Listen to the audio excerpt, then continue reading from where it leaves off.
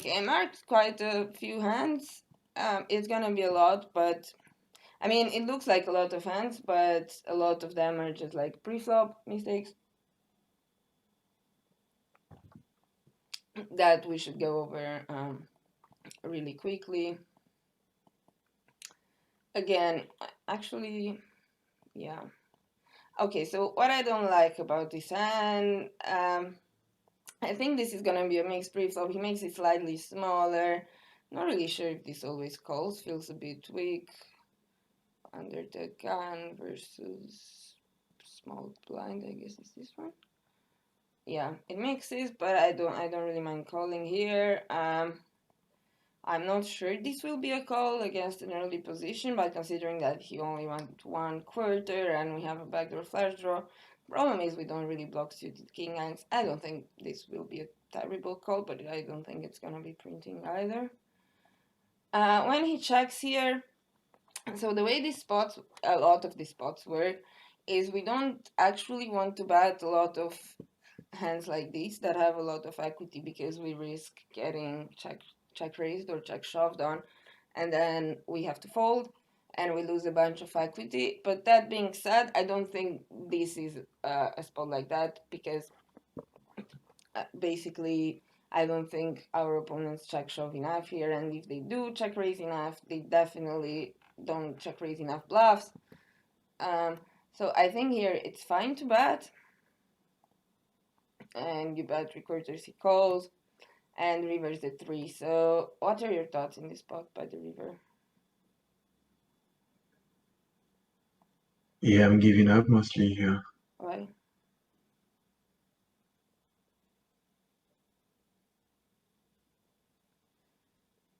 Why Um, are you giving up?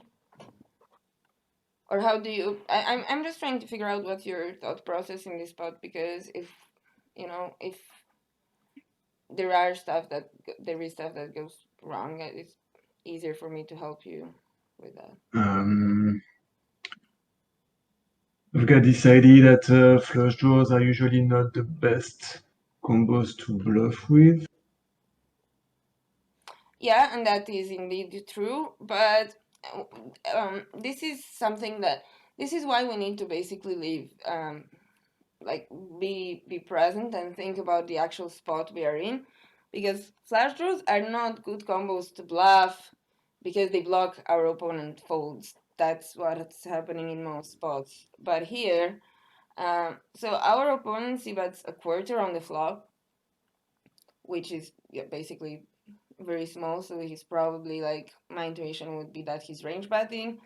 And if he's range betting, he's probably gonna have here stuff like queens, tens, jacks, um, some low king X, I don't know what, like stuff like ace queen and stuff like that.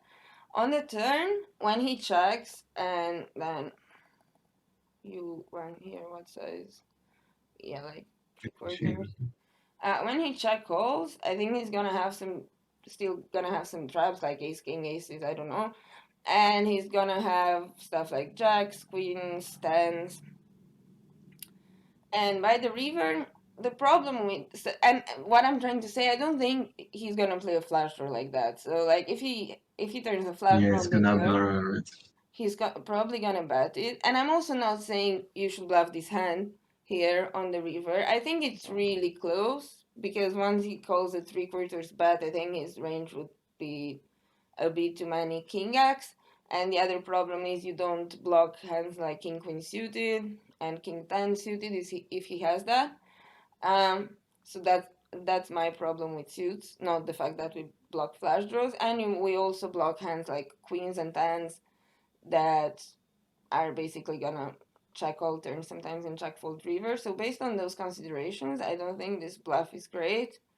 But what I'm trying to say, if you have had here somehow something like, I don't know, 5/4 is straight, like a lower flush draw or something that doesn't block, jacks, queens, tens, I would probably bluff that. And if you bluffed here, again, I don't think it's terrible, but not great either. I think it's quite close. Any questions about this hand? Or anything No, no, to no. add? Okay. Um, right. This is a spot that I marked because again I've seen you used 3/4 on king queen six, but like you used 1/3 on ace queen six. That was also a flush draw. Um, so yeah, I wasn't sure, how you pick your bet sizes because it seems a bit random to me. Yeah, I'm surprised by this. Yeah, I don't know why. No. Don't get me wrong, I don't think this is bad. Like I think betting 3/4 here and using this hand sometimes is decent. But you need to know what you're doing because, like, if you have, I don't know, ace queen here and then you bet 1/3, then it's gonna get a bit too random. And also, so you bet here, he calls, turn is a double flush draw, but a blank in a way because it doesn't like, okay, it's gonna bring some 5-6, but like it doesn't really bring any straights, not a lot of two pairs. And I think this is one of the spots where we should definitely use overbet if we do go for a bet. I think this hand can go either way.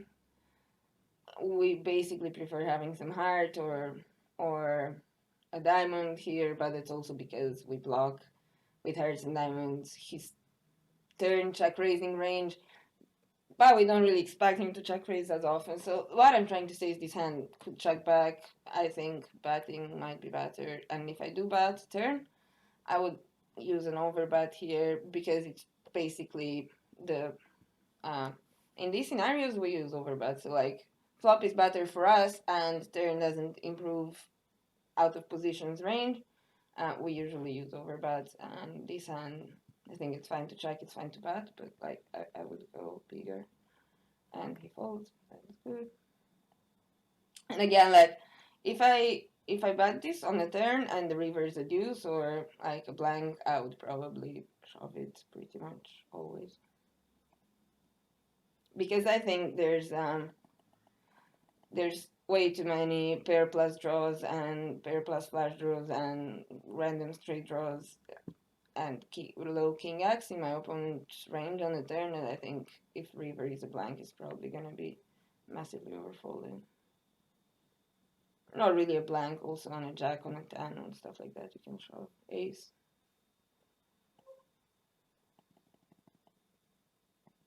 Any questions about the last hand? No, no. Okay, here we go for a 1/3 sizing, which, again, you need to know what you're doing. Like, I think opponents at this stake would likely overfold and under check raise to a 1/3 sizing, so I don't mind range betting this board. But like if two hands later this board comes up and it's the same board and you bet 3/4 with king queen, it's not great. So I would just have get my strategy figured out. Um, Again, a spot like to overbet. I'm not saying this hand always needs to overbet. You can also check back, but I think overbetting this hand is actually really nice because first of all um, we do have outs to the nuts, and in this kind of spots, like let's say we hit the jack, we can get called on the river as well, cut off by stuff like king jack. Um, if we overbet the turn, we can also get called by stuff like jack 10 sometimes or random flush draws. If like people should actually fold a lot of flush draws here against an overbet, but not a lot of them do. And again, as I said before, it's basically a board that's better for us. He is capped while once he calls a 1/3 bet here, so I don't think he's gonna have almost any king queen. He's not gonna have sixes when he just check calls. He's not gonna have. He might have king six or queen six sometimes, but even those would check raise sometimes. So basically, he's quite capped, and the turn is a complete blank, so doesn't improve him in any way. Again, this is a spot where if we do want to bet our range, I mean, we're gonna use overbets, and this hand, I think it's nice to overbet because of the reasons that I already said, but also because when you get called by a king x, you also have an ace out. So I think in this position I would mostly go for a bet with this hand. But if we were button versus big blind, then we can probably check back more often as we have slightly more showdown value. But even there, I think it's a good bluff. So my point is mostly about the sizing, and here, um, again, I think checking back with this hand is fine just because we have some showdown value, and we don't really need to bluff this. But I think bluffing wouldn't be terrible either. Again, if we bluff, we'd have to use an overbet size because we're basically trying to get him off King X and Queen X. Any questions?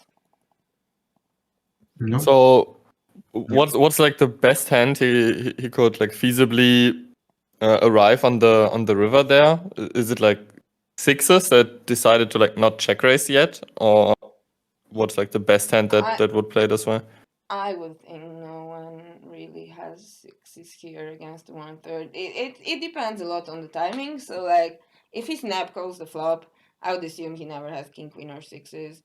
I think the best hand he could get here with is gonna be some two pair like queen, king six, maybe queen six. Obviously some river two pair like 6-5, especially of diamonds if he calls that on the turn. And yeah, basically king five maybe sometimes. And the worst hand that he would arrive here with is some missed draw probably. Yeah, I think something like jack 10 or stuff like jack 9 of diamonds. He would have some ace jack. If he, I mean, I don't think he should call turn very often with ace jack, but like if he thinks we overbluff, he did some bluffs. So yeah, ace jack as well could be in his range. Some six Right, ups sorry. diamonds. Yeah, pretty much that. Obviously depends on the opponent, but like if he's a rag and close to decent, that's what I would think his best and worst hands would be here.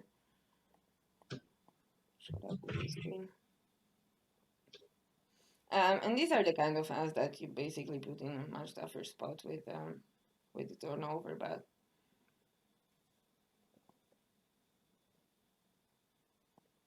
let's see. Again, same issue. This is likely a turn where we should overbet. I mean, this one brings us straight. Does it bring us straight? No, I just don't know how to count to 5. I'm sorry. So yeah, this is also a spot where we should overbet. Again, we shouldn't overbet all flush draws.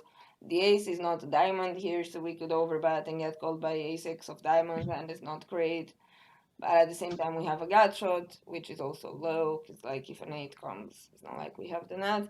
So I think this is actually a fine flush draw to check back. We don't need to bet all of our flush draws here. But again, if we do decide to bet, this is a spot where I would use overbets, not 3/4. It seems like you miss overbets in some of these spots. The river is a jack, and like this is a spot where I think it might be decent to bluff a miss flash draw because this jack doesn't really improve him. Like he's not gonna have a lot of ace jack. When he calls a double barrel, he might have queen jack, but I don't think that's a lot of them. I don't think he has king 10 that often.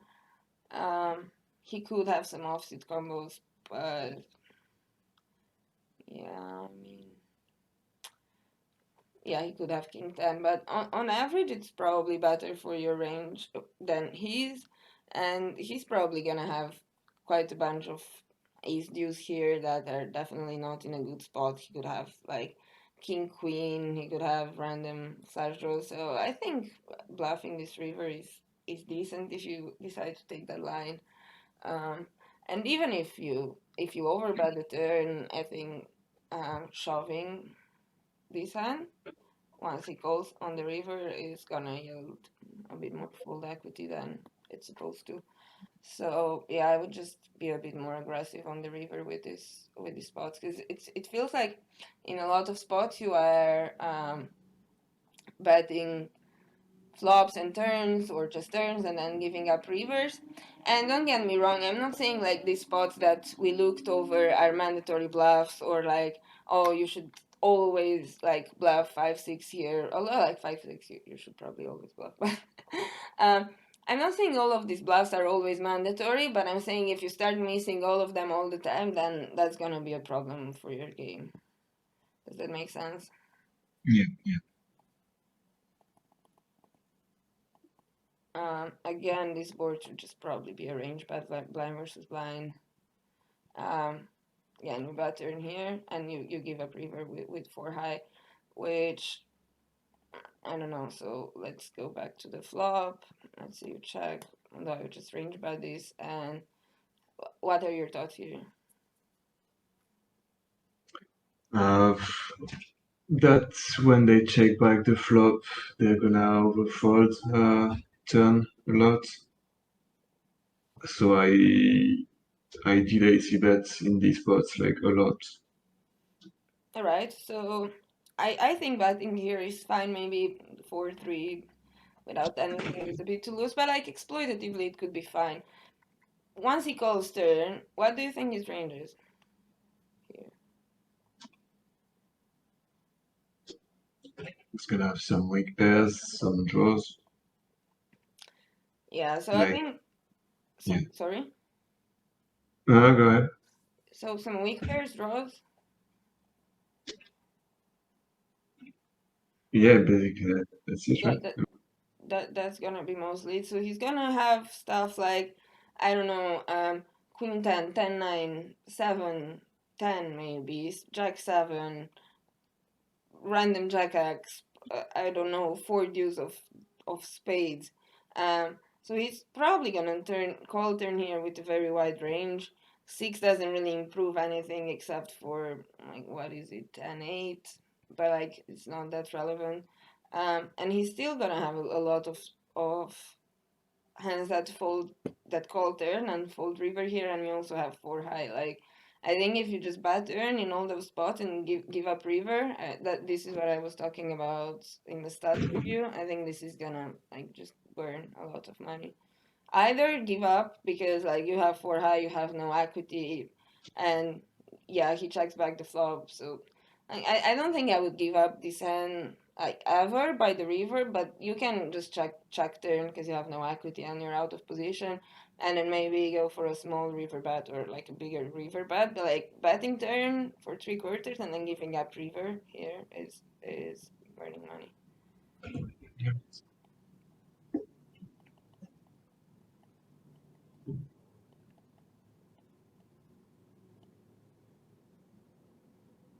Again, what's your thought process in this spot? So we open under the gun, flop goes check, check, check. They check to us on the turn. What are you thinking about here?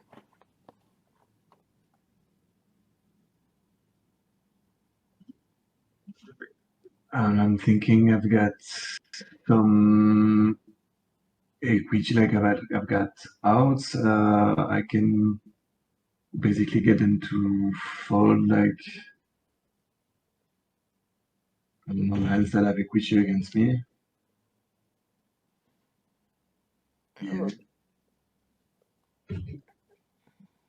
Okay, so what I would think about here is, I think this is a good example of basically having a game plan. It's like, if I think, should I bet or should I check here?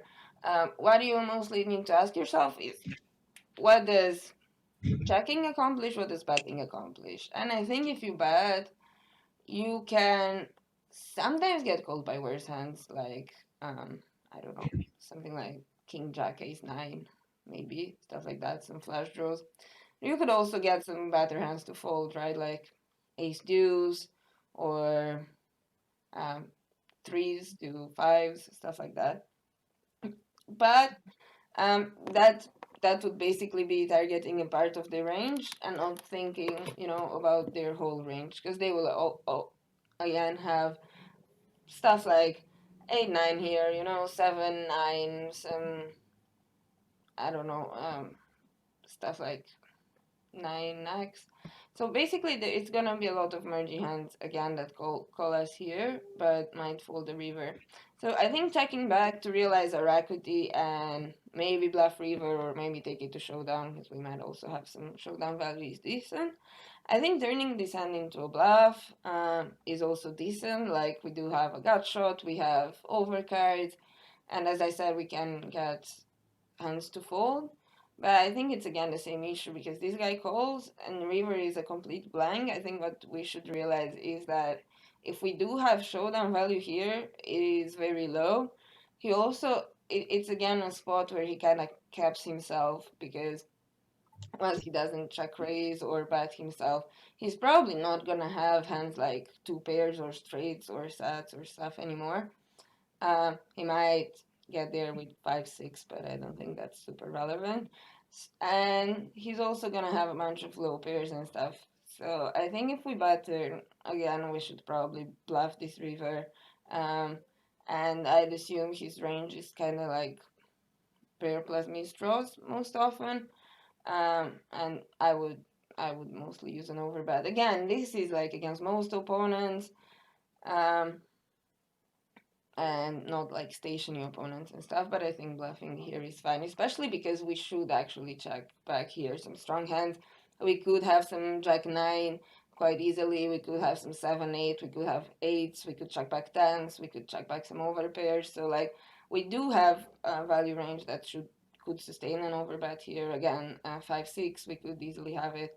So I think we could also bluff for an overbet size, especially when our opponent is so capped.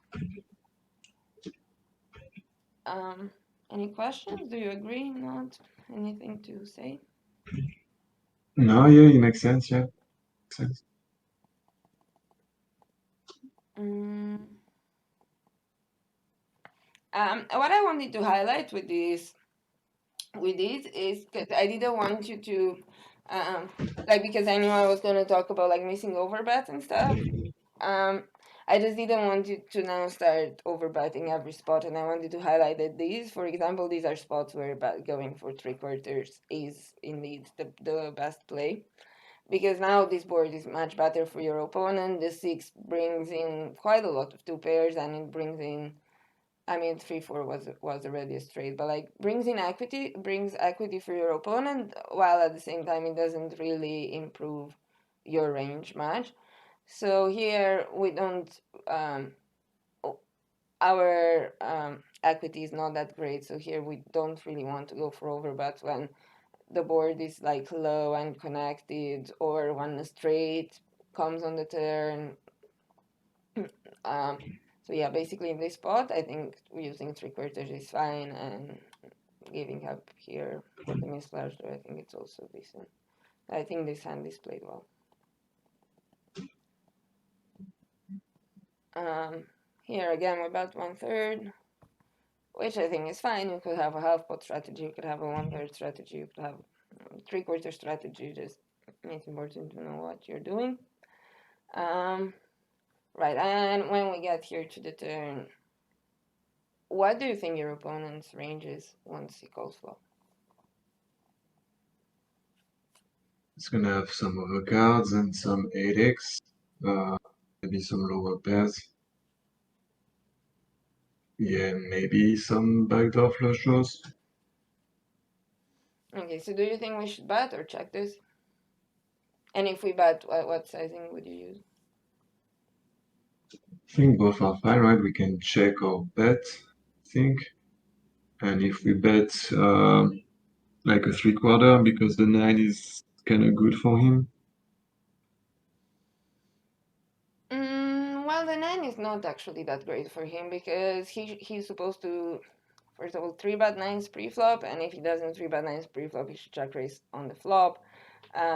8-9, some people will have the offsuit combos, but if they only have suited combos, it's just two of them. Again, this is a spot where you could go either way. So you could use overbets and go large for value with stuff like, overpairs and a good 9x. Or you could go 3/4 and still bet a bunch of 8x and stuff. I think this hand, goes, I think it has quite a bunch of showdown value, and what you will see is that we need to have some flashes in our check backing range, and like, yeah, that's mostly for balance purposes, but I think it's worth having them in real games as well, just because a lot of people just assume, I check back, you never have a flash. So when you do hit a flash, you can actually get more value from some people.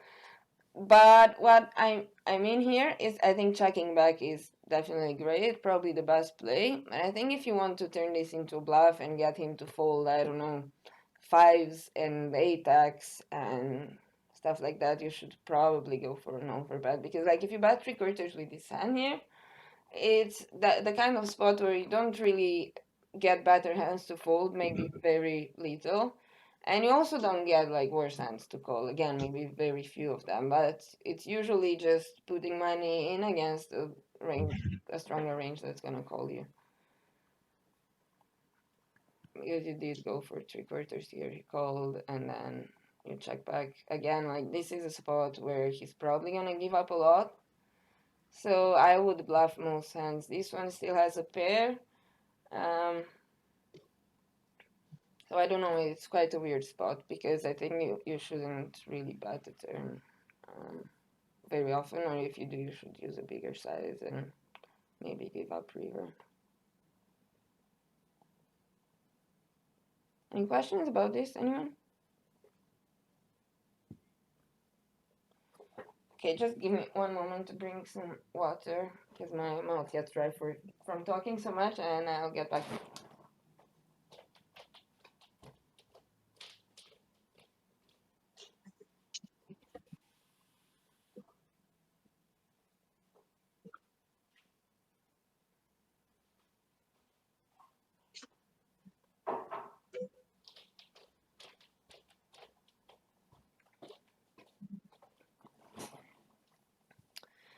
Right. I see I've actually marked a lot of hands. So I'm gonna try to go a bit faster through them to cover more things. So like if you do have any questions or stuff, please interrupt me and let me know, okay? Yeah, here if if if you don't have reads on this guy that he's a fish or something, I think this three bet is way to lose against under the gun. So we should three bet some ace five here, maybe some ace four, but like other suited ace X except for the high ones is a bit too much. If he's a fish, I do like the play. We see bet flop 1/3, which I think is fine. Turn brings us some equity, and the ace is quite good here because it does block ace queen suited. And it also brings us a bit of extra equity against hands like queen jack or king queen. So I think going for a bet here is fine. He calls and river is a 9.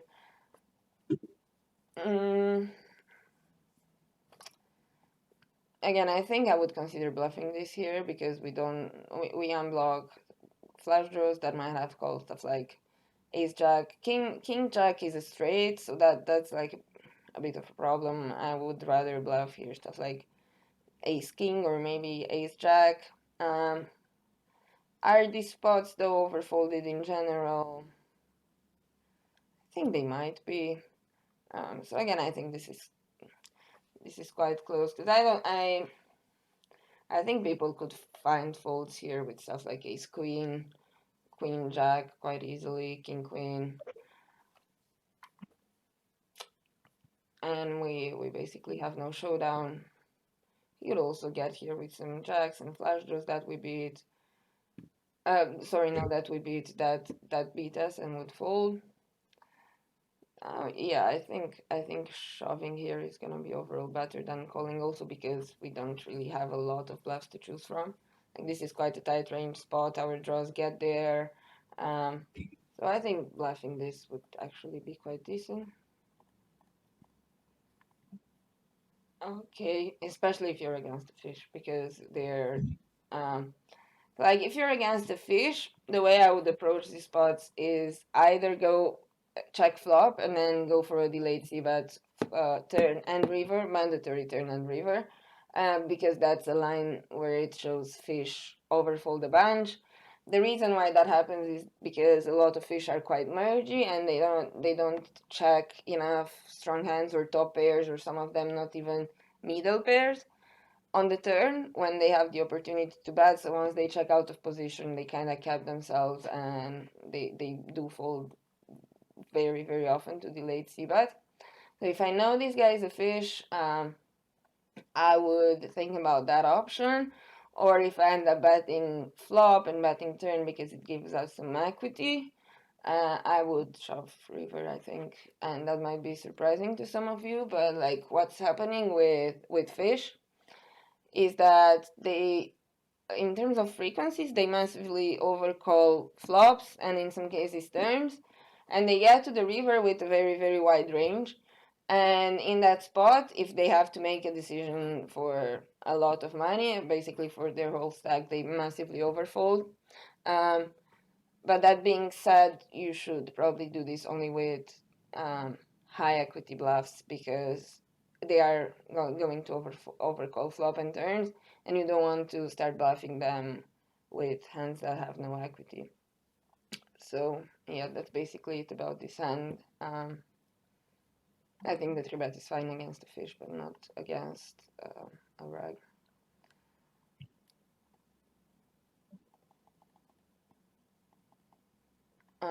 Here, I assume you range bet? Yeah. And what are your thoughts here?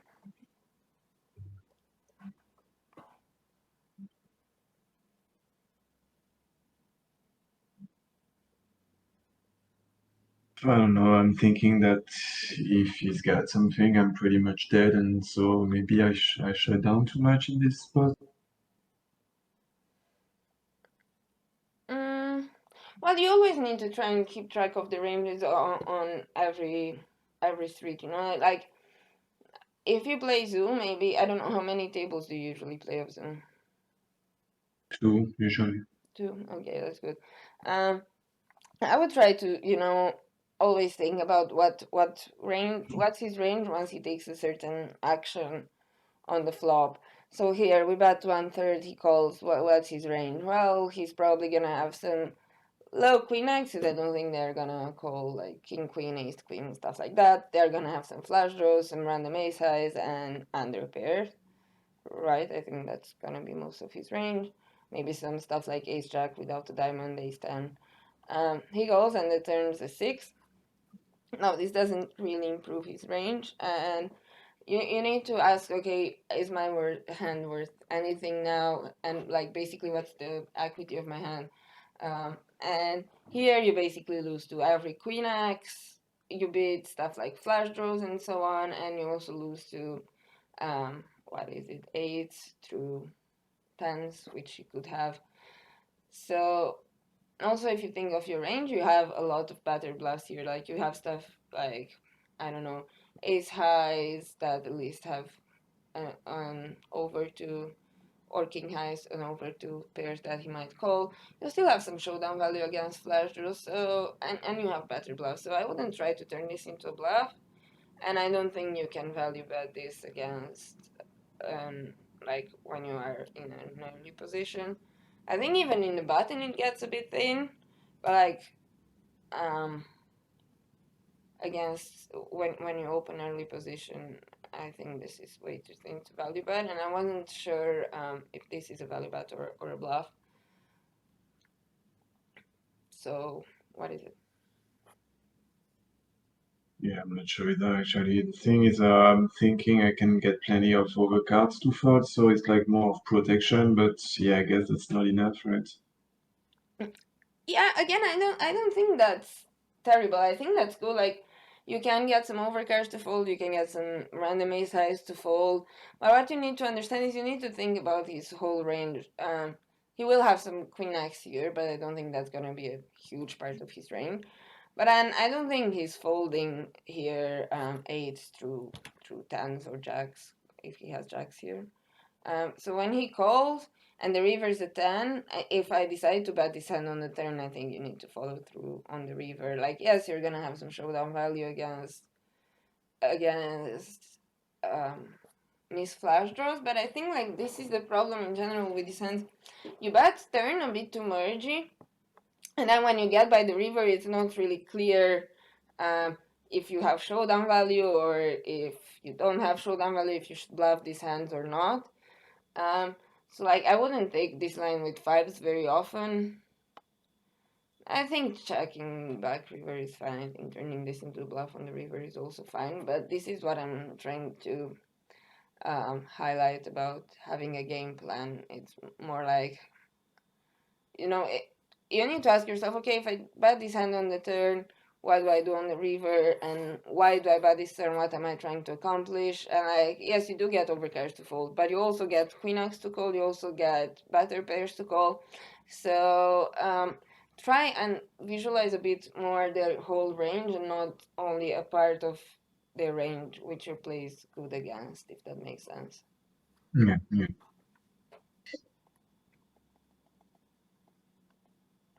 Yeah, this is the kind of spot where I've noticed you seem to bet based on your hand strength, because on different boards that are basically the same texture, I see you go 1/3, but here you have a flash draw and basically a combo draw, and you go bigger, um, which I don't think it's a great idea. You bet turn, I think is fine.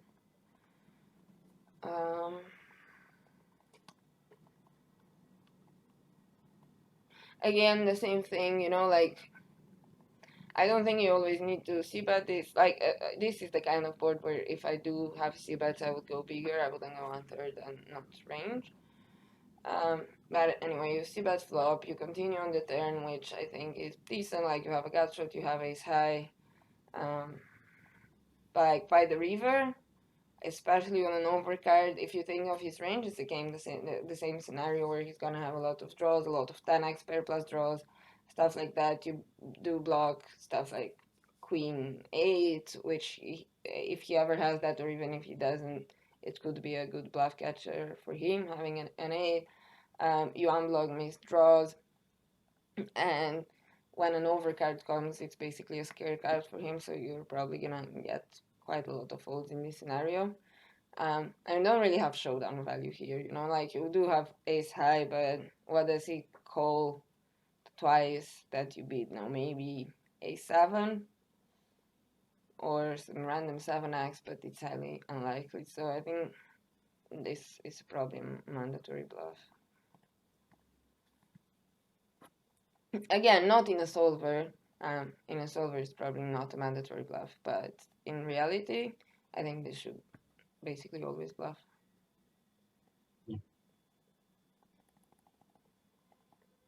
Again, this is a range bad spot. I mean, it's not like it depends. If you open a solver, especially like GTOEs or something that's run with multiple sizes, you are going to see it goes for overbet or check. But if you do choose to bet 1/3 here, I think that's gonna be a much easier strategy to execute. Um, than going for overbets or check. I don't use that strategy either. I personally just range bet here.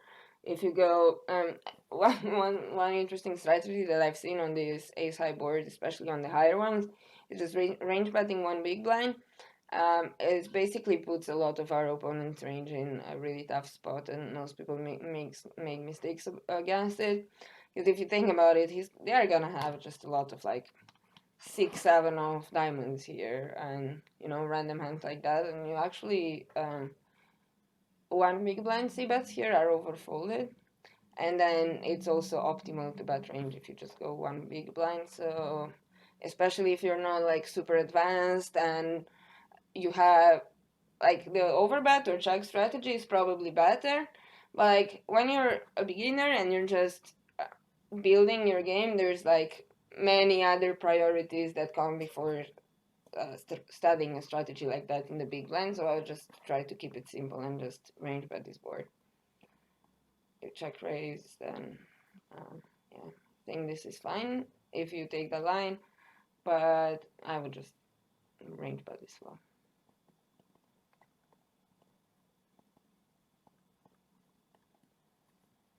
Mm, again, what are your thoughts here?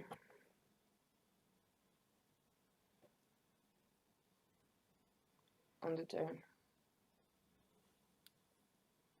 Yeah, I'm kind of lost in this spot actually. When the turn pairs.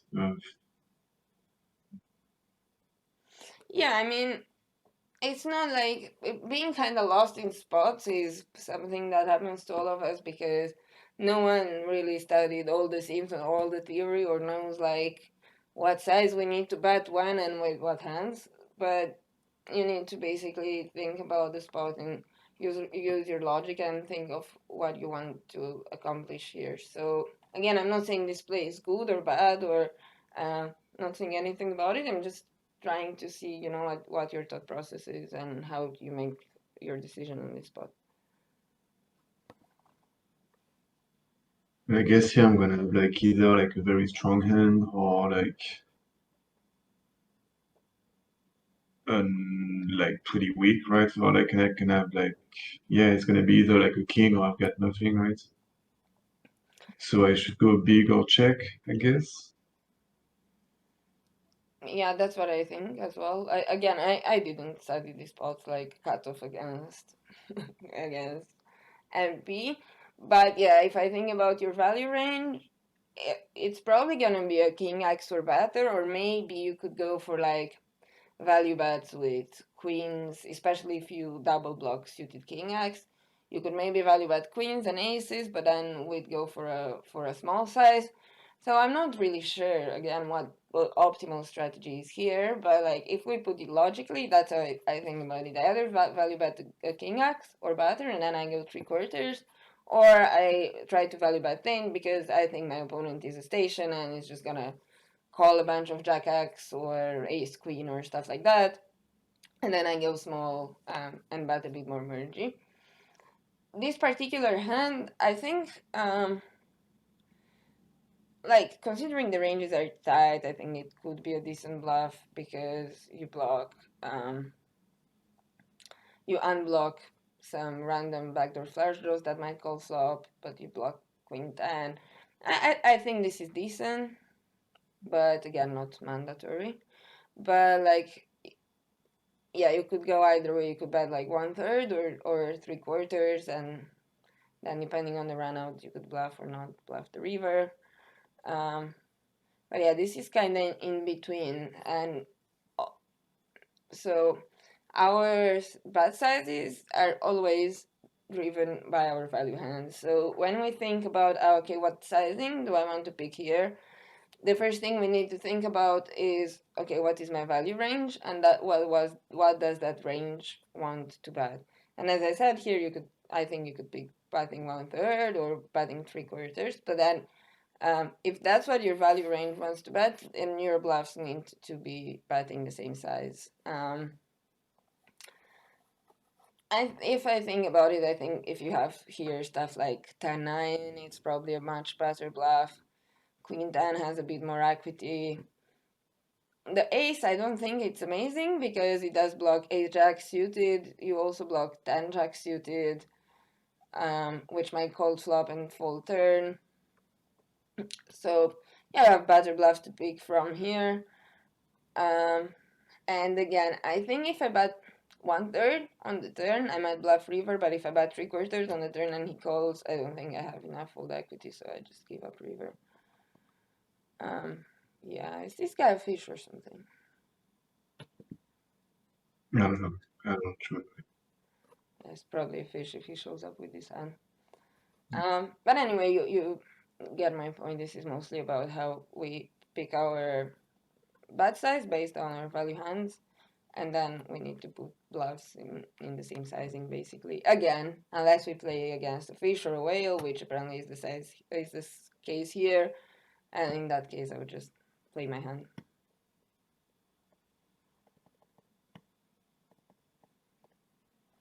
Here again a spot where we should definitely use overbet because the way this spot works or should work is I don't think we should have almost any c bets here. So we basically open small blind and I would range check. So your flop check is great, and he checks back. That means we are uncapped because we check everything, right? Or we are supposed to check everything. So we still have 7-9 here.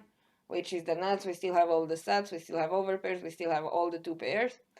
And he is basically kept because most people, I mean, they are not supposed to, and I don't think they will check back stuff like sets and a bunch of two pairs or straights or anything like that.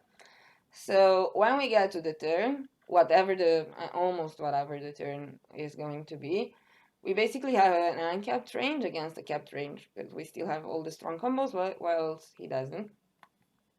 And furthermore, the king is good for us. I think the best strategy here is basically to have a 1/3 size because you're gonna have a bunch of hands like, I don't know, 8-9 that want to go for thin value, but at the same time also have an overbet size because you're gonna have straights and sets and king 8 and stuff like that which want to go for an overbet. And I think this hand is a clear overbet on the turn, and you're basically losing quite a bit of value by not overbetting. And he raises, which I think we need to call. And on the river, I think the fold is good, especially when we're counterfeited. How much? What size do you recommend for overbets? What do you like? 130, 150 pot? Like how much do 150, you I make think that? would be good. 150, even 170, because that's always related to the size of the pot. So, for example, let's say you are in button versus big blind and you bet pot on the flop and then, or slight over pot on the flop, and then the turn is a blank and you want to overbet, then you could use like 125 or 130 because the size of the pot is already bigger. But here, when it goes check check, and you use an overbet, you could use like, I don't know, maybe 170, like over 150 I would use because the pot is really small and you need to get money into the pot.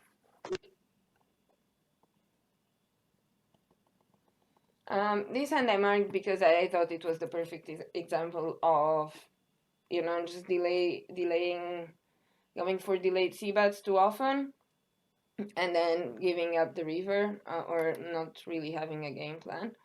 Because here, you don't have to, oops, oh, this is a probe spot, sorry. So you called big blind and the turn is an 8. I think these spots are quite good to overbluff because opponents are actually supposed to check back flush draws if they have a checking back range, but I think they do quite a bad job of checking back enough flush draws and checking back enough strong hands. So again, I think over bluffing in this spot is fine, but that being said, we can't really bluff everything. This doesn't really have showdown value, but spades aren't great. So I think this is going a bit overboard. But that being said, I think if you do bet it, again, you need to bluff the river. Because here, you're going to have sets, right? So full houses by now. You're going to have, like, full houses, you're going to have flushes, which he's probably not going to have when he checks back flop. And then only calls turn. You're going to have some 3x that wants to bluff the river. And you're probably going to have also more strong queen x. So that being said, I don't think I think this should most likely be a give up on the turn. But if you do go for a turn bet, I think I would always bluff river. You could go either for, like, you could use any size. I think I wouldn't overbet because I would like a bit better blockers to go for an overbet. But you could go like 3/4 to try and get a fold from, like, I don't know, fives with the diamond, or like ace king with the diamond, or ace jack with the diamond, or I don't know, 4 or 5 or stuff like that. Or you could also go 1/3 because I think bluffing 1/3 on the river is a bit underrated because it doesn't yield folds very often. But the reality is it doesn't need to. So if you look here, if you bet like 25%, the bluff needs to work only 20%, so like 1 in 5 times to be break even. If you go for 33, again, 1 in 4 times it needs to work to be profitable. And of course, it doesn't work very often, but in most spots, it does work more often than this. So I think looking into that option is quite good, but yeah, not with an ace high hand. So overall, I would just give this up on the turn, and if I don't, I'd bet river as well. Any questions? No, no.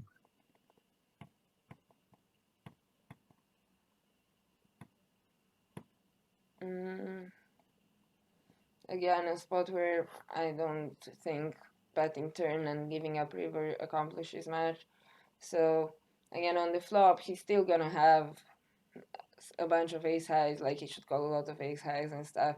And even though you don't have the greatest hand, um, it is. I'm not gonna say it's too strong to turn it into a bluff because you don't have that much showdown. But like you have so many better bluffs here that really have absolutely no showdown. And like if you start betting all these hands and then giving up rivers with them, it's again you're just gonna leak a lot of money. So like even though this hand accomplishes something by betting, like folding some sixes maybe, I don't think he folds 8x, some random 7x against his whole range that calls a flop. This is not a great bet. Um, and yeah, I would rather use hands that have an overcard to an 8, for example, because he's gonna call some 8x, or hands that at least block a king a bit better, or at least hands that doesn't block his flop calls turn folds, because he's gonna call stuff like ace-5 backdoor flush draw if he doesn't always three-bet that pre-flop, which you double block, or he's gonna call hands like fives, which again you block. So those are gonna be when we barrel turn with the bluff. We need to also think about this, like what hands does my opponent almost always call flop with and then fold the turn, and we don't want to block those kind of hands. And this is why 5 isn't good here, and definitely it's not strong enough to value bet because you're not gonna get called by enough worse hands, even though there might be some random flush draws or 9-10.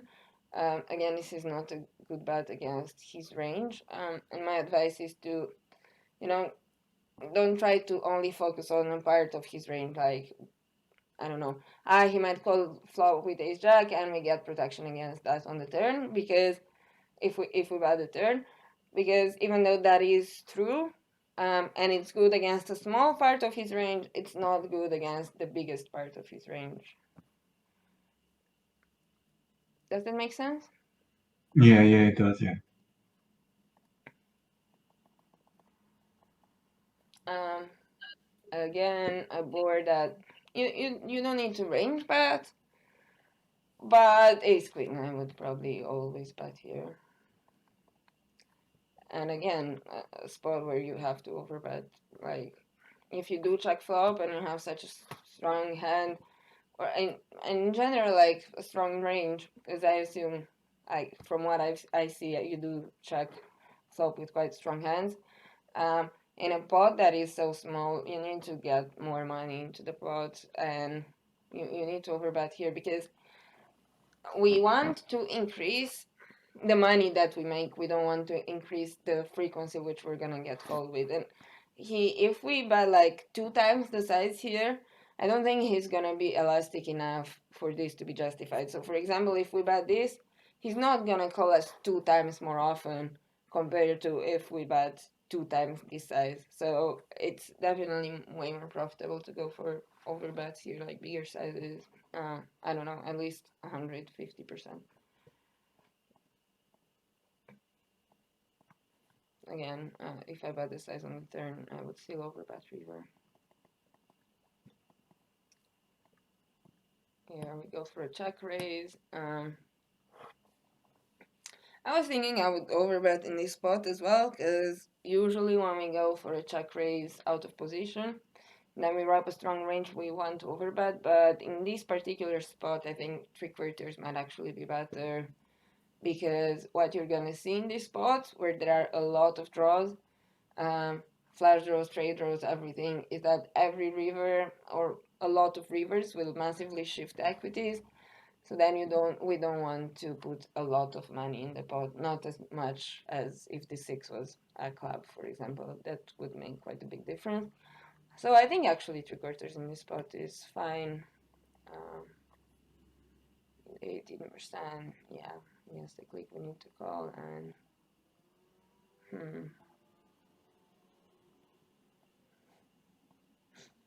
I was thinking if it makes any sense to don't show river here, but I don't think so, although it might work against some people. So yeah, I think this is played well. Okay, this is the hand. Here you go for an open, which is fine. You check, which is alright. You could definitely also bet this hand. But here you go for a check raise, which I don't think it's that good. And yeah, what I wanted to talk about here is range construction.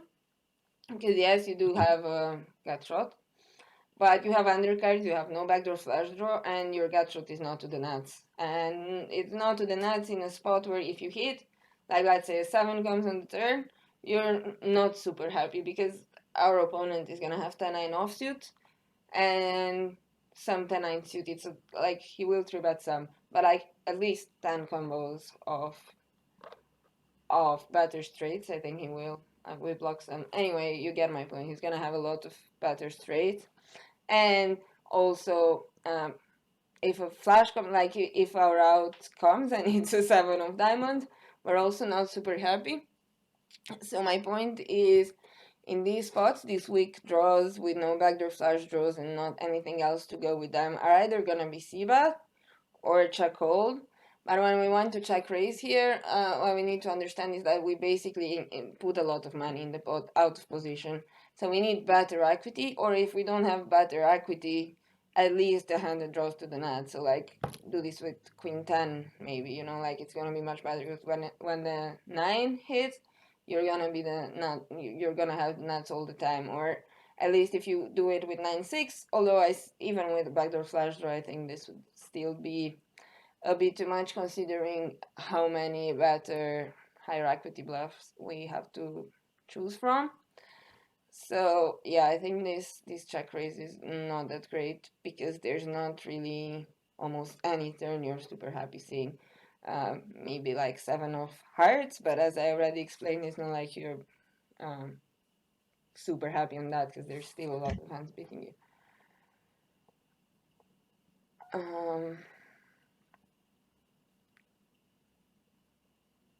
Again, I think this is a nice spot to overbet when you get to the turn if you do bet this hand, because again, we need to think of our value range, right? And our value range here would be like we're gonna have some ace jack, we're gonna have eights, fives, jacks, maybe. And like what I'm trying to say is we're not really gonna have one paired hands here. Maybe ace king diamonds or ace queen diamonds, or yeah, that's basically it. So like all of our value hands want to go really big here. And I think it's also a spot where he might be a bit inelastic to bets because a lot of his hands would just be like draws and combo draws, flash draws, ace-x draws. So ace-x flash draws, I mean. So yeah, I think I would go bigger on this run out because we're not really betting jack-x or anything worse than top pair good kicker. So yeah, again a spot where I would use a bigger bet size. And on the river, would you bluff this ever, or would you bluff this on different run out?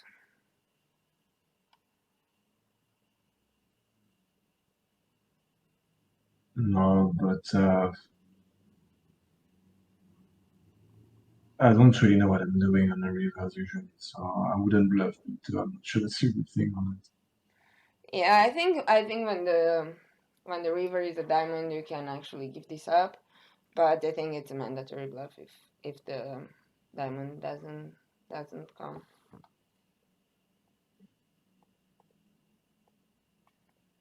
Yeah, and if you do bluff, Again, I think this sizing, I didn't remember this. I think this is very in between and doesn't really accomplish much.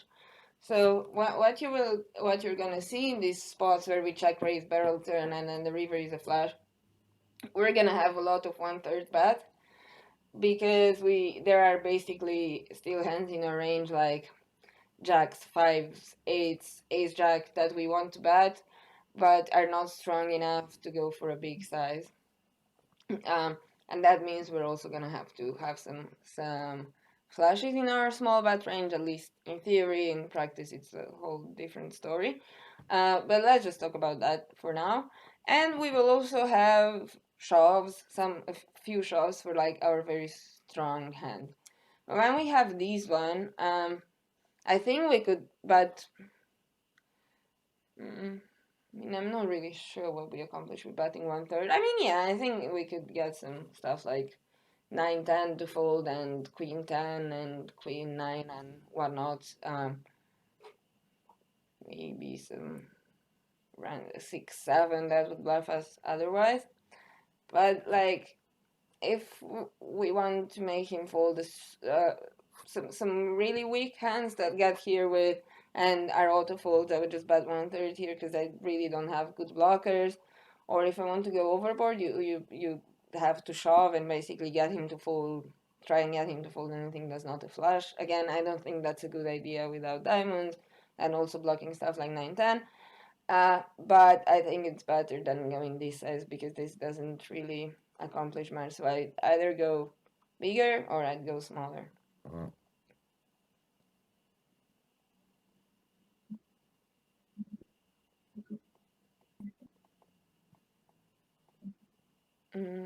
Don't know why I marked this. I think it was a mistake.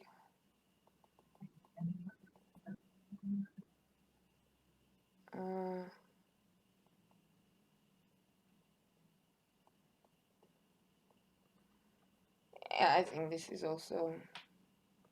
I mean, again, it's about picking bet sizes. How do you pick what sizing you're gonna use here?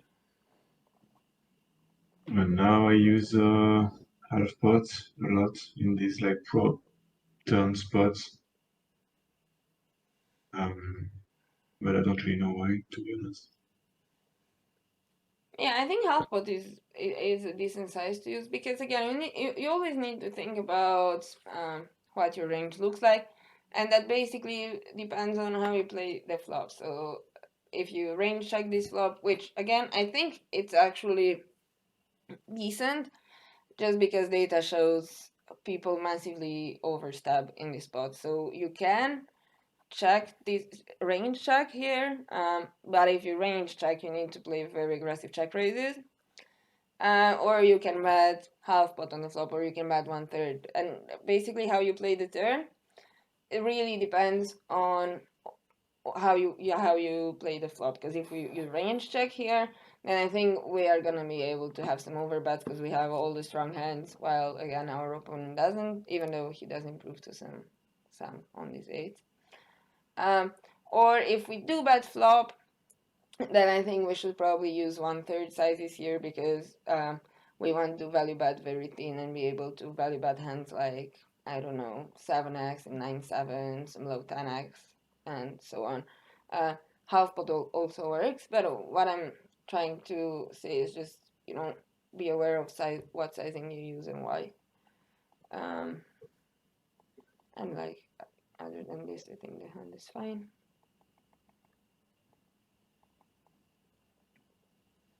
Again, the same story as in the previous hand with 9/6.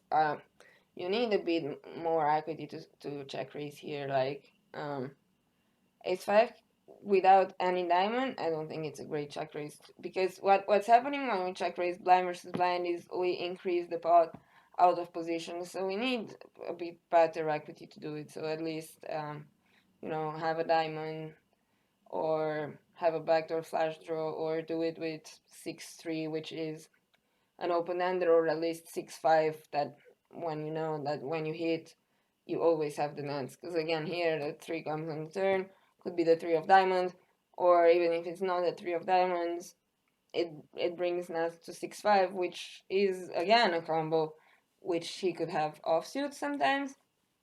So you need to think about these kind of things. What happens when I hit? What turns am I comfortable with? And based on that, you kind of construct your check raising range. This can go for a c bet, it can go for a check call, but I think check raising is a bit too much. Um,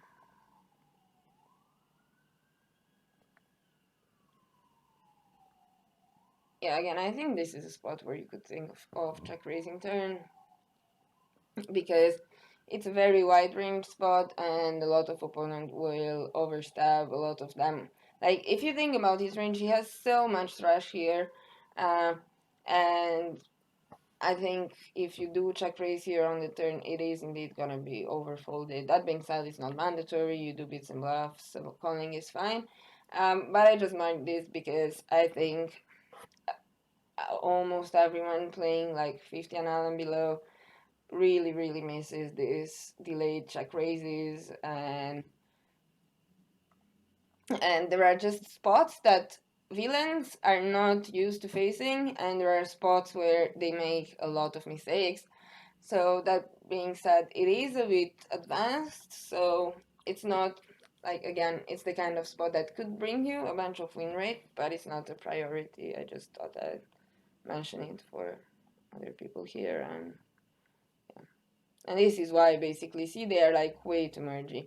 And if they keep doing this with like all their 6x, all their 8x, or their 7x, this hand would probably become a pure check raise and never going for a check hold. Like, when you see them doing this, the check raising turn here just brings. This is the kind of spot where I was saying this seems a bit too loose to 3-bet all the time, especially for such a big size. But it's fine sometimes. He shoves on you, whatever, obviously folding.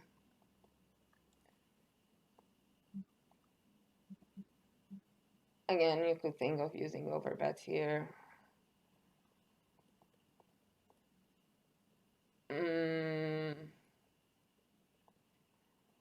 Yeah, so this, again, it's a blind versus blind spot. It's quite wide, so I think it can be overbluffed, and they will have a lot of missed flash draws and missed trade draws and stuff. So this would be a spot where I would be actually looking to bluff catch wide.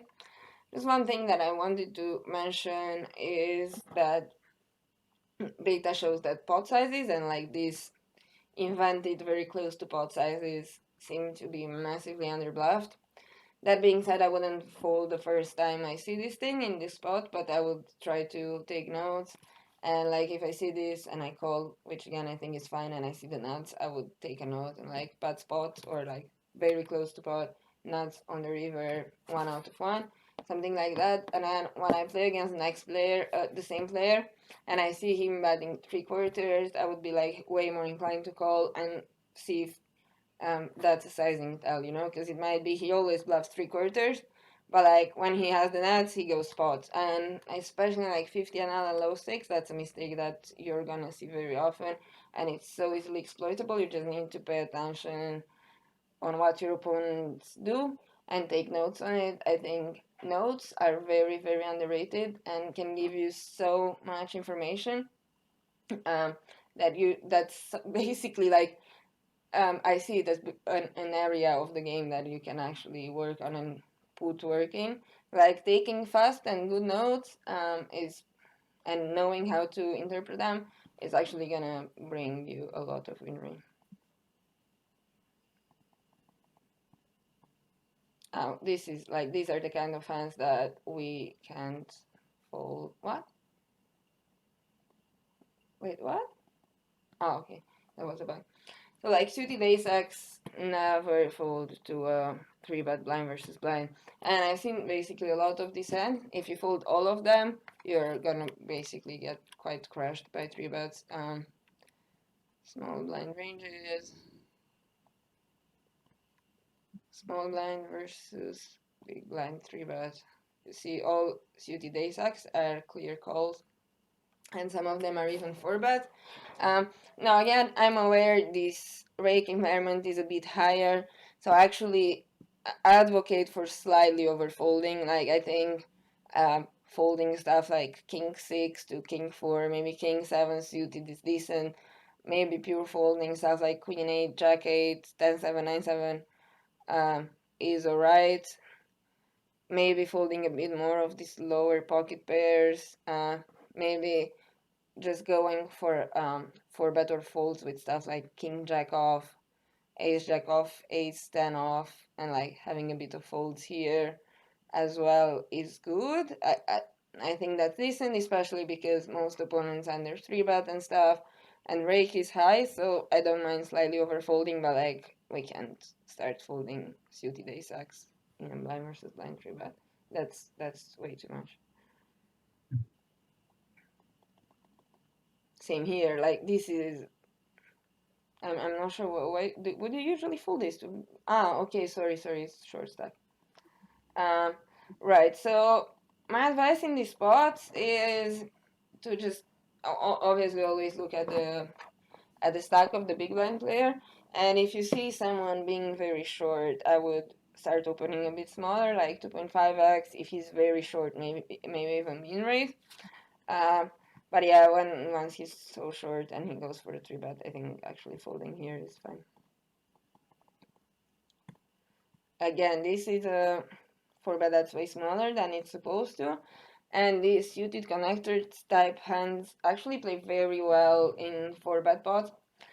So it's not like I would fold queen 10 suited here either, but like this hand is much better defend against a 4-bet than something like queen 10, because like queen 10 is gonna be really dominated right by stuff like king queen, even offsuit in this spot, ace queen, and other stuff like that. But when you call this, it's basically you're never dominated by better 2 pairs, or he's not gonna make straights on the boards where you make 2 pairs and so on.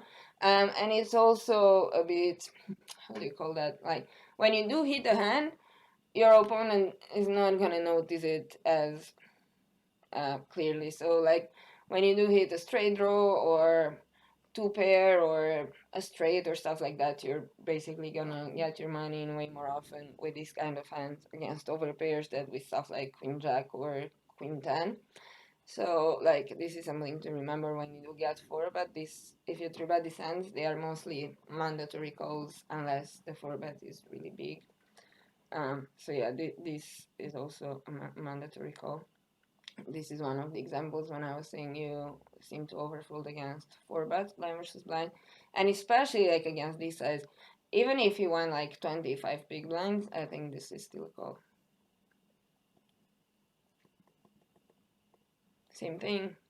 You can really fold that. You can pick between 4-betting or calling, but not really folding. There are situations, like I'm not saying maybe you had stats on these guys and they had 4% 3-bet over 7k hands or something, then yeah, I think folding is fine, but without stats and against most people, these are easy defense.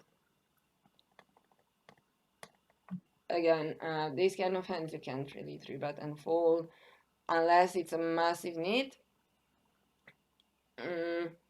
But yeah, like suited ace, as you see on these ranges.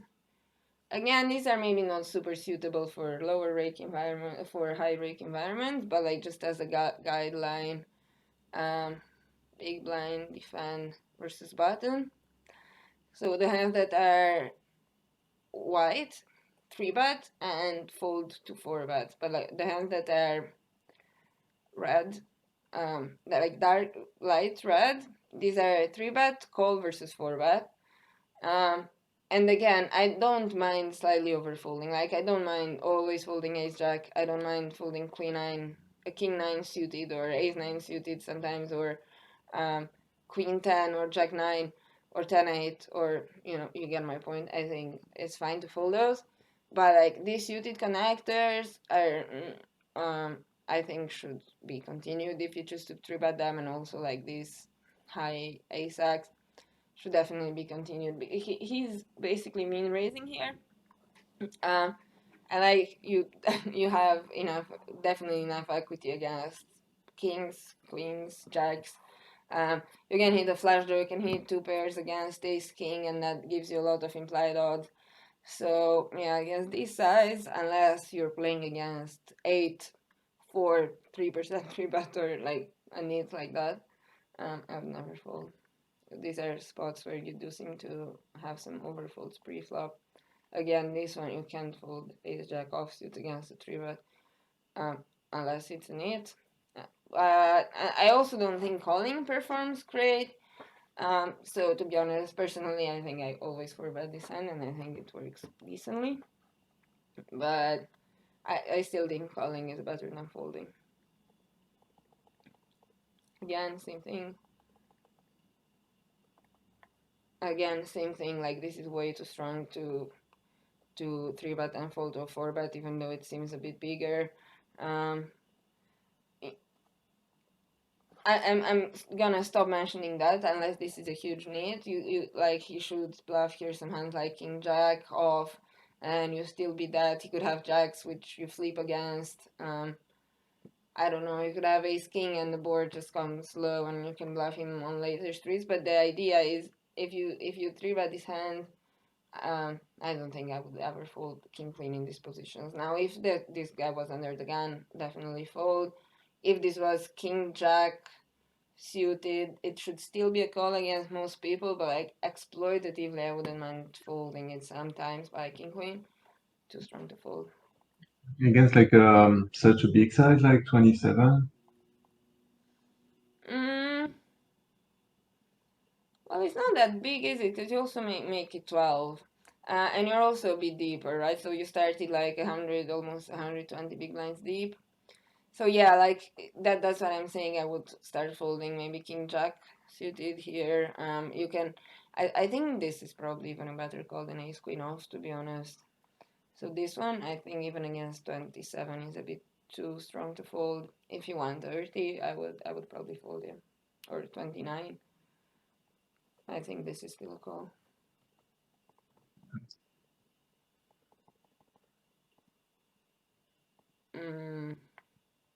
Again, in this spot, nines are mostly calling. I mean, not 3-betting. Big blind against, what is this? MP. Nines is mostly a call, but if you do decide to 3-bet it, you should call a 4-bet now. I don't really mind folding to a 4-bet here, to be honest, but it's just very small. But yeah, to be honest, I don't think I would find this. I don't know what it is, 10% 3-bets with nines. Don't think it's super worth it. I'll just call pre-flop here in this position. Oh, it's cutoff. Okay, sorry. Yeah, against cutoff, I think. Close. So usually the way it works with these 4-bet pots is like if we do 3-bet these lower pocket pairs, so like non-Broadway pocket pairs, we want to call 4-bets because we basically unblock all hands like ace king and like ace queen offsuit bluffs or king queen offsuit bluffs. So and especially if you go to like early positions, you're gonna see like if you 3-bet, let's say small blind versus some early position, MP. No. Yeah, here against under the gun. You see, like with 3-bet nines, 8s, 7s, when we 3-bet those, they are much better calls against 4-bets than something like 10s. And that's exactly why, because we unblock his bluffs. So, especially when he basically clicks it here against cutoff, I think calling is fine. I think it's at least better than folding. Again, same thing, folding ace-4 off here, like ace-4 suited here is not good. Like if you fold all this hand here, massively overfolding. Again, this board I would just range bet. I don't really think we should have any checks here, especially considering the way population plays. I'm not sure if in Pio we can actually range bet this board for 1/3 or not, but if we can't really range bet, we can definitely bet like 80% plus. So I don't think we need to have any checks, and no opponent will ever exploit us for range betting this board if it's not a range bet in theory except Linus. So yeah, I wouldn't have any checks here. This is whatever, just put on check flop. Again, you can't fold, you can just 3-bet and fold sevens here. This is, oh okay, you did call. Yeah, that's a good call, you can't fold.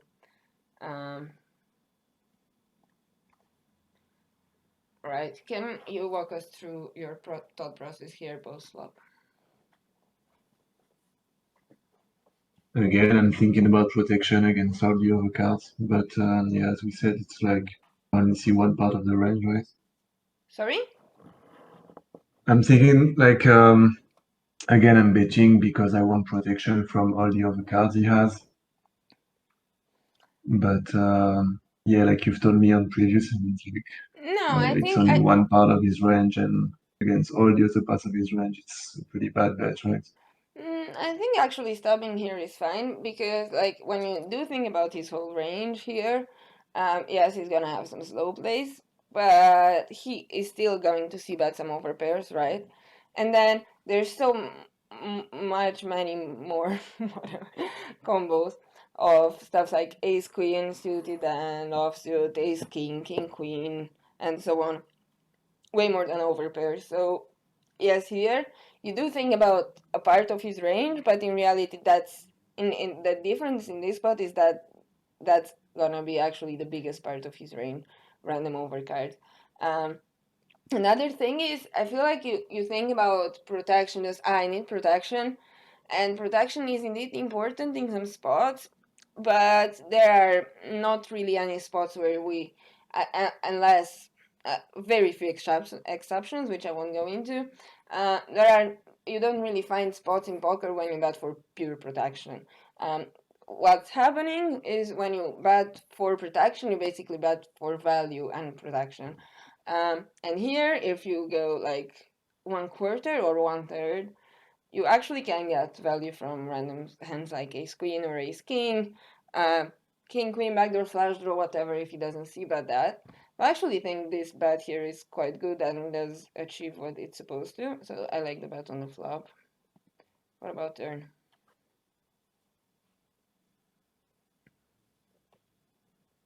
I am I good enough to bet again for value? That's too thin, right? Yeah, it's easy to bet for value. I would agree with that. So I should check back here. Yeah. Yeah, I think this is a check back because like you already achieved you got your thin value from ace x on the flop. Here if you bet, yes you will get ace x to fold, but then you only achieve protection while you put money in the pot against better hands when he does have better. Um, and yeah, you can just check back to showdown and win against ace king, and that's probably or ace queen, and I think that's probably the best play. Instead, you went for a shove here, and I think this is one of the spots that I was talking about at the beginning. That it seems like you don't know what to do in a lot of spots, so you just shove. Because here, like, I don't really see what this shove achieves. He might call you with ace queen or ace king of diamonds, but like that also has a bunch of equity against you, and you don't really get any better hands to fold. Um, so I think this is a bit of a punt. Unless you get a 7 on the river. Oh no, he made a straight with your 7, right? Yeah, he did. Yeah. When I was dead in US. Yeah. So, yeah, we just check back turn, and I'll probably fold if he shoves the river, if he probe shoves, and like just check back the river and try to win against a side. Obviously, this river I would probably still value bet, but yeah, you get my point.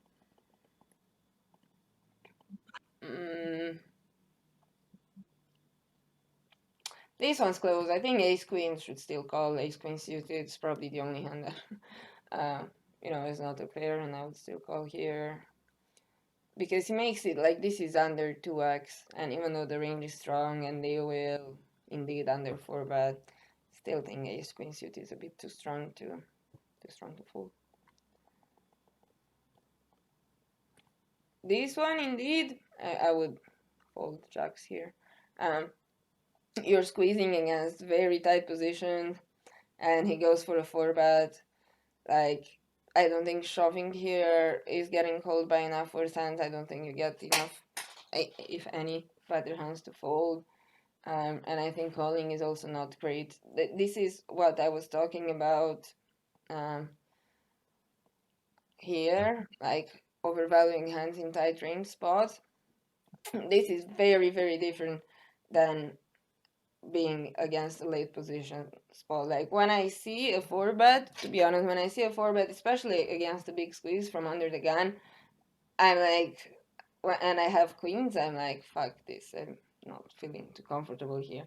But like jacks, I think in most of the spots, unless you're playing against a maniac, should just fold and not really look back on it.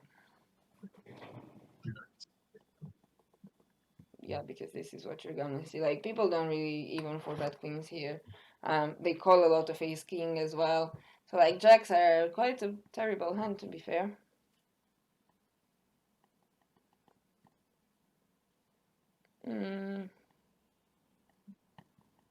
Yeah, I'm not sure exactly what I marked this. I think this is fine. But I see you always shove in this spot, and I think going for like a smaller 4 bet could be an option. Although here, how much money is it? How much would you make it to format? Yeah, so here, yeah, that's the thing, that this guy is a bit deeper. So like I think 4 betting to 30 is also a good option in deep stacks, because like once 100 big blinds deep, this is a much better shove, but I'm not sure about it when you are so deep.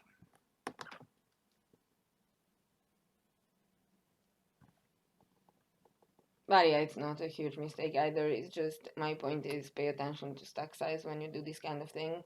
I think 130 big blind is still close considering that this guy called behind, but like if you go 150 plus, I think this is not a good play anymore. And this, I don't think should fold. So on my ranges, this is always a call against both big blind and small blind, a call or a 4 bet. But then I wanted to double check with GTO Wizard because I know the rake is a bit higher. And even in GTO Wizard, this is basically always 4 betting because it's too weak to call, but it's still not a fold. So you should continue this hand either by calling or 4 betting. Again, you, as I said here, you seem to massively overfold big blind to small blind and button still, so I was just marking some hands that I think should always continue, like this one, especially against the 2.2 size. Even like 8-4 should probably continue against this, but this is basically a double 2 gapper. So yeah, always call this against such a small size.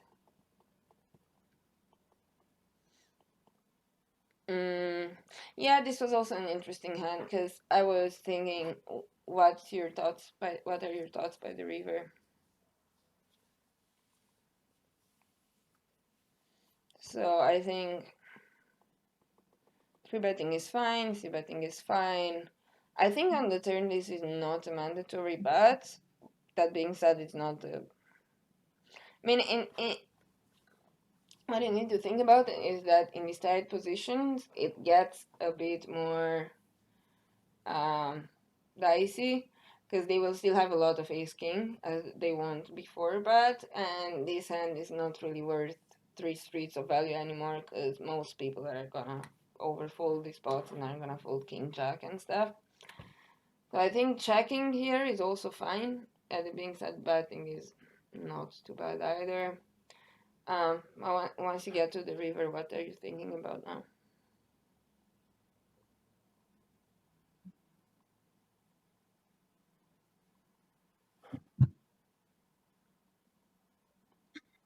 Can I still go for value here? Well, the way I would The try thing to is we're kind of deep, which I mean we're pretty deep actually. the thing I would try to think about is just compare all the options, So here, definitely we can shove like in this SPR, but again, one thing that you see on this river completing runout is that we start having some 1/3 bets, especially like in these deeper scenarios. And I think 1/3 betting 1/3 here would work really well because you'd still get called by stuff like King Jack, maybe if you have some King 9, maybe 8/9 Ace King, uh, King 10, whatever. And those are hands that would probably fall to a bigger bet. And those are also hands that I don't think would go for value if you check yourself. So in my opinion, I think going for 1/3 here is the best option. But like to figure that out, you also need to ask yourself, what happens if I check and he shoves here? If I check and he shoves, I think my hand is basically a bluff catcher, almost a bluff catcher. He could what worse hands would shove here for like this is 2x spots. So I think if he shoves, this hand is a bluff catcher. Like he's not doing it with a9 here. He's not shoving king 9 for 2x spot in this spot. Um, so what I'm trying to get to is it's not easy to find bluffs in this spot. Like what if I calls 2 times and then on this river is now bluffing? Because basically if we go for a check here and then we call against the shove, what we're saying is, well, I think checking here is more profitable because he's gonna have a lot of bluffs that shove on me when I check too. And like if we think of ranges, I can't really find any of those. Like I can't really find any natural bluffs to be honest here. Um, and I can't find worse value. So like that means if I check and he does this, like it's not really a shove, it's still an overpot, but we have a bluff catcher, we beat no value. And when we beat no value, we need to think, okay, is this spot gonna be overbluffed or underbluffed? And considering, as I said, it's very difficult to find bluffs, it's a tight range spot, he called to turn barrels. I think it's definitely gonna be very, very underbluffed, so I would fold this. But that being said, I think betting 1/3 is much better because it is going to get value from a lot of hands that would otherwise check back that we beat. And I also think like if you bet 1/3 and you get raised or shoved on, it's very easy fold because it's very difficult to find bluffs. Does it make sense? Any question? No, yeah, it makes sense, yeah. Okay, we have about One thing though, I'm gonna have to leave in like 5 minutes. okay. So I didn't think it was gonna be that long. I mean, thank you, it's great, but yeah, in 5 minutes I got Okay. to. We're gonna look over this one last time, and then we're gonna wrap up. And yeah, this like you shoved here, which I think it can't be terrible, but it also feels like the kind of spot where I don't know what to do, so I shove. Because if you think of his range here, it's gonna be straight sets, 2 pairs that you're gonna get it in against. So that being said, you have a lot of equity and it can't be too bad, but I think calling is just better because you can call like if he shoves turn or something, you're gonna have to call again, but at least you save some money against. Like let's say he has tens here and you just call, and now on this turn he's gonna be like, I don't know, he has a lot of ace king, I'm not sure if I should bet, or maybe he just bets 1/3, and you call, and then the river's a queen, you can check back, you still beat his bluffs, or you have the option to, I mean, you won't turn this into a bluff, but what I'm saying is like, you know, don't just look at your hand and be like, I have enough equity to shove, let's just shove, because it makes things easier. Because sometimes easier is not the highest EV option.